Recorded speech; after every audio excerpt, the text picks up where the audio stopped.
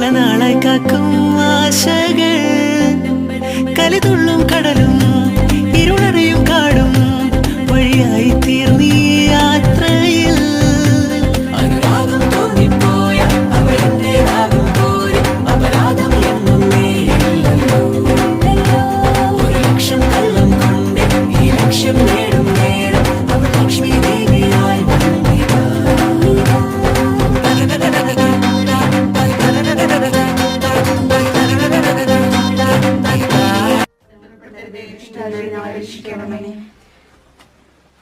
ഞങ്ങളുടെ കർത്താവായ ദൈവമേ, ഈ ഭവനത്തെയും ഇതിലെ നിവാസികളെയും ആശീർവദിക്കണമേ.